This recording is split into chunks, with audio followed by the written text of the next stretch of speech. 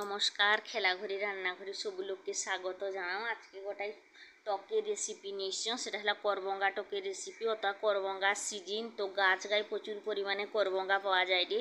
করবঙ্গা যেটা বাংলায় আমার কামরাঙ্গা বলি, তো তার দিশরু করবঙ্গা নাগবে, টকের দিশরু নুন নাগবে, আর সরিষা বাটা 1 চামচ সরিষাকে বাটি নিছ, আর 5 ফোড়ন নাগবে। ফোড়ন দিবার দিশরু রসুন আর ঝাকে ছেঁচি নিছ, তেল নাগবে, হলুদ নাগবে, আর যে মিঠা খাও মিষ্টি নাগবে।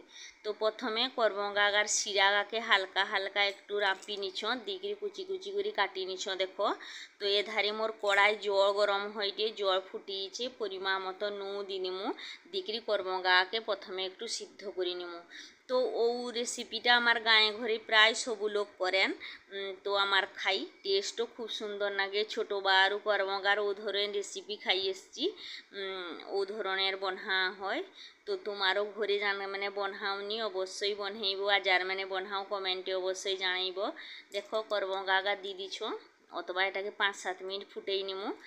তো এটা অথবা দেখো ফুটি এসছে, তো অথবা মুই হলুদ একটু দি দৌড়, আবার ঢাকাই করে একটু সিদ্ধ করে নেব। দেখো এটা আমার সিদ্ধ হয়েছে, তো দেখি বুঝি পারতো যে সিদ্ধ হয়েছে। অথবা এটাকে আমি নামেই নেবো, দেখি অথবা ফোড়ন দিমু। তো ফোড়ঙ্গের দিশরু কড়াই প্রথমে 1.5 চামচ মতন তেল দিয়ে দিছ, টকে বেশি তেল লাগেনি। তো অথবা ফোড়নটা দিয়ে দাও, 5 ফোড়নটা।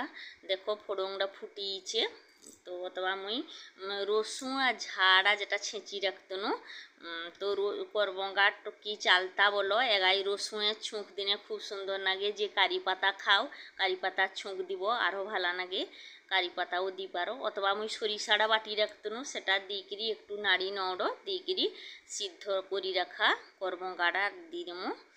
দেখো দিকে একটু নাড়াচাড়া করি আর একটু জল দিয়ে দেবো।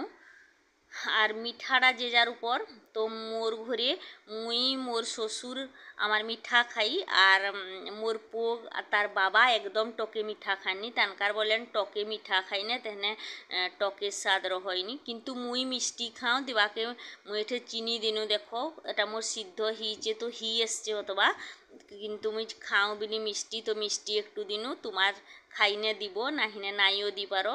এটা মোর রেডি হয়েছে, অথবা এটাকে আমি বন্ধ করে দিনু। দেখো খুব সুন্দর টেস্ট লাগে। যার মানে ঘরে বনহাও অবশ্যই কমেন্টে জানাইব, আর আলাদা রকম কে কেমন বনহাও তো কমেন্ট করে জানাইব। খুব সুন্দর গোটাই রেসিপি। নমস্কার।